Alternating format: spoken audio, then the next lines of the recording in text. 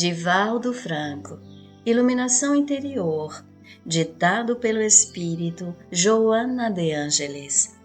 Capítulo 17. Tormentos à depressão. Entre as aflições que martirizam a criatura humana, o transtorno depressivo apresenta-se com destaque na sociedade contemporânea. Conhecido desde priscas eras, alcança, na atualidade, índices muito elevados.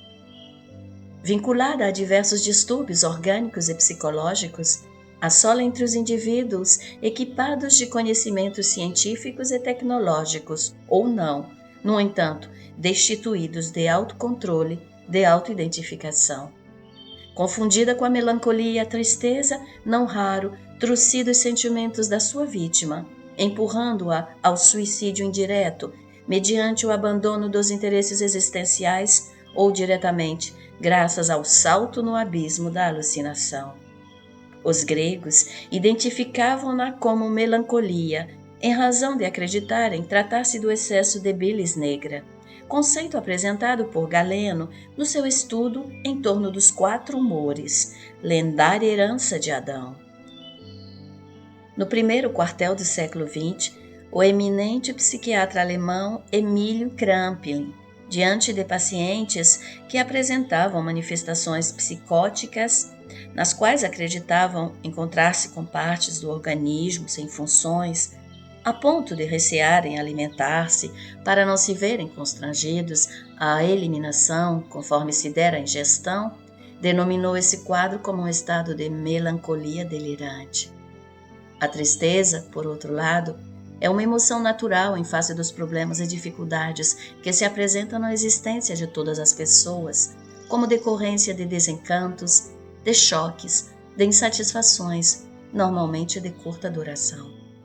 Logo cessam os efeitos morbosos do acontecimento que a desencadeia, cede lugar aos fenômenos normais do comportamento. É compreensível que existam as emoções de tristeza como decorrência imediata dos conflitos e dores que ocorrem no processo existencial, não afetando, porém, os sentimentos profundos. Em diversas ocasiões, portadores de alienação mental apresentam-se também como deprimidos, em razão de serem melhor aceitos, fugindo à realidade do problema que os atormenta. A depressão, no entanto, é um transtorno mais profundo, no qual diversos fatores contribuem para a perda da afetividade, da alegria e para o mergulho no ensimesmamento, num total desinteresse pela existência. Pode ser resultado de fatores hereditários, como de ocorrências psicossociais e econômicas, de ansiedade e estresse, de culpa atual ou anterior, de conflitos e receios reais ou infundados, como também no caso de enfermidades graves, produzindo disfunções cerebrais nas suas áreas nobres que resultam em perturbação das neurotransmissões. Na sua trajetória desgastante, a depressão complica ou dá surgimento a manifestações patológicas de natureza cardíaca ou ao diabetes. É comum encontrar-se na depressão uma forma de tristeza, porém doentia, irresistível, sem causa que a justifique. A depressão deve ser cuidada por especialistas nas áreas da psicologia, da psicanálise ou da psiquiatria, conforme se apresente o torpe fenômeno. Considerando-se a criatura como um espírito encarnado, nele encontra-se toda a historiografia do seu processo de evolução, suas conquistas e prejuízos ao largo das reencarnações, exigindo atenção. Os conflitos mais graves que procedem do passado instalam distúrbios nos mecanismos sutis da cerebração, dando surgimento ao processo depressivo. Mesmo em se considerando os fatores da hereditariedade e os de natureza exógena, é o espírito o desencadeador do transtorno martirizante, cabendo-lhe a responsabilidade de reverter o quadro, mediante grande esforço da vontade, acompanhado pelos recursos preciosos da oração e da ação do bem, com os quais adquire valores que podem contrabalançar o erro e recuperar-se das dívidas morais.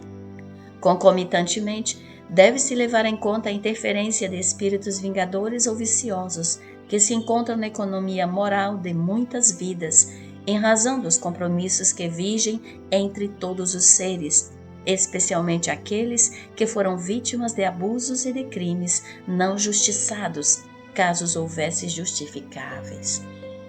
Nesse aspecto, as obsessões campeiam, gerando quadros depressivos lamentáveis que se arrastam longamente sem aparente solução, porque não são removidos os fatores que os desencadeiam.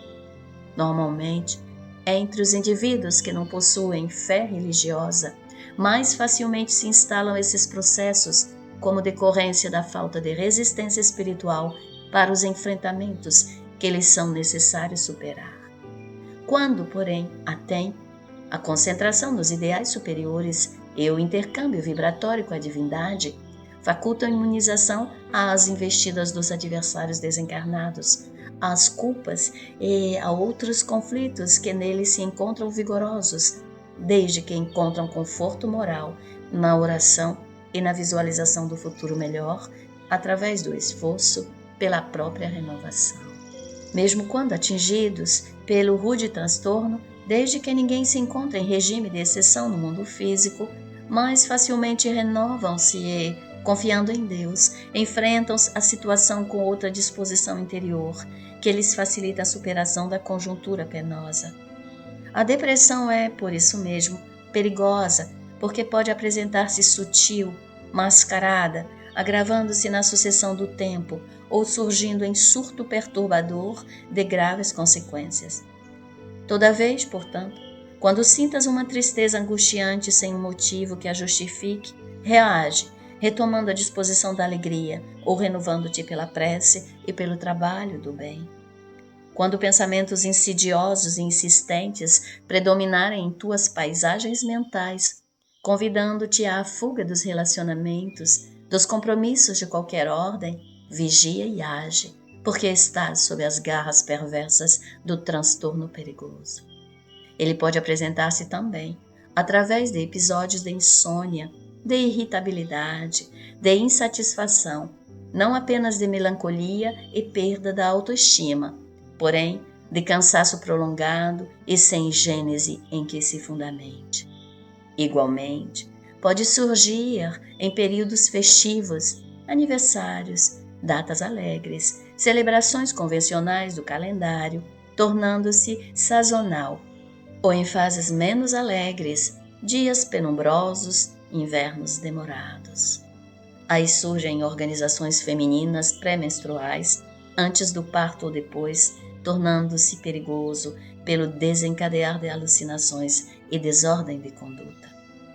A depressão é rude prova para o espírito, que a deve enfrentar com galhardia, recorrendo ao arsenal terapêutico da medicina e do espiritismo. O rei Saul, que padeceu tormentosa depressão, acalmava-se ante o cântico dos salmos e as melodias entoadas por Davi, não tendo, porém, conseguido fugir à fatalidade da desencarnação em guerra infeliz. Depressivos célebres na literatura, na arte, na ciência, na tecnologia, em todos os ramos do conhecimento, sem resistências espirituais, derraparam no suicídio hediondo, buscando fugir das inomináveis sensações que os atormentavam. Enfrenta, desse modo, a depressão com coragem e valor, não fugindo da sua presença, nem procurando ignorá-la. A psicoterapia do amor, da alegria de viver, seja em qual for a circunstância, do convívio com as reflexões profundas e a comunhão com Deus, são os antídotos e, ao mesmo tempo, a terapia preventiva para a cruel epidemia que se espraia no mundo dito civilizado ou não.